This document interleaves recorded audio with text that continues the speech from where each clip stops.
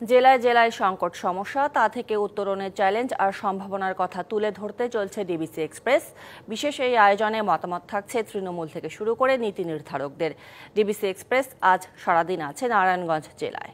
DBC নিউজের বিশেষ আয়োজন ডিবিসি এক্সপ্রেস আজ সারাদিন আছি ২৫০০ উপজেলা। সেখানে সাধারণ মানুষের যে সমস্যা, সেই সমস্যার মধ্যে মূল যে গুরুত্বপূর্ণ বিষয়গুলো রয়েছে তার মধ্যে ডাকাতি, চাঁদাবাজি এবং কি যানজট সহ বিভিন্ন ধরনের সমস্যা জর্জরিত এখানকার বাসিন্দারা। তাই তারা কথা বলার জন্য, তারা জানানোর জন্য আসলে আমাদের সঙ্গে যুক্ত আছেন। তাদের সঙ্গে আসলে কথা বলে জানার চেষ্টা করব। আপনাদেরকে স্বাগত জানাচ্ছি ডিবিসি এক্সপ্রেসের। একটু জানতে চাই যে আপনাদের এই ২৫০০ উপজেলায় কোনো অভিভাবক নেই, একদম নাগরিক সুবিধা থেকে আপনারা বঞ্চিত। বিশেষ করে ডাকাতির কবল এলাকা বলা হয়, এরপর মাদকের একটা সরবরাহের একটা কেন্দ্র বলা হয়, বিভিন্ন ধরনের সমস্যা জর্জরিত। কোনটা আসলে মূলত সমস্যা বলে মনে করছেন? জি, ২৫০০ মাদকের একটা বড় একটা এরিয়া। এখানে অনেক মাদক সেবন করা হয়, তারপরে নদীপথে অনেক মাদকের দিকে দিয়ে চালান করা হয়।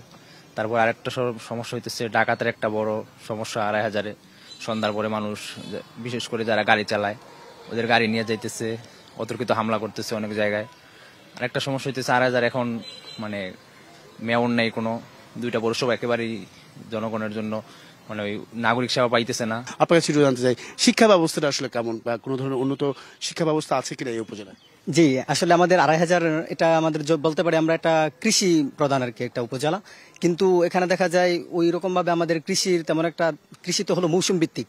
তো মৌসুমের পরে আমরা এই যে কৃষকগুলো আছে বা গরিব দরিদ্র যারা আছে তারা কাজ করতে পারে না। তো আমার মনে হয় আমাদের এখানে যদি সরকারিভাবে কোনো কারিগরি শিক্ষার কিছু থাকতো, যেরকম একটা পলিটেকনিক সরকারি থাকতো, তো দেখা যায় আমরা যে কৃষি নির্ভর ওইখান থেকে উঠে এসে কিছু কর্মসংস্থান খুঁজতে পারতাম আমরা। যাতায়াত ব্যবস্থা প্লাস ওইখানে আছে আমাদের গ্যাস, কারণ একটা শিল্প কারখানা বন্ধ হওয়ার জন্য সবচেয়ে বড় কারিগর হচ্ছে গ্যাস। কিন্তু আমাদের এখানে গ্যাস একদম নাই বললেই চলে, যার কারণে আমাদের শিল্প কারখানা নাই, আমাদের কর্মসংস্থানটা খুবই দুর্বল। তারপর আমাদের ঢাকার পার্শ্ববর্তী অবস্থা থাকা অবস্থায় আমাদের এখানে দেখা যাচ্ছে যে কোনো বিশ্ববিদ্যালয় নাই, পুরোটা জেলার মধ্যে আমাদের কোনো একটা বিশ্ববিদ্যালয় নাই।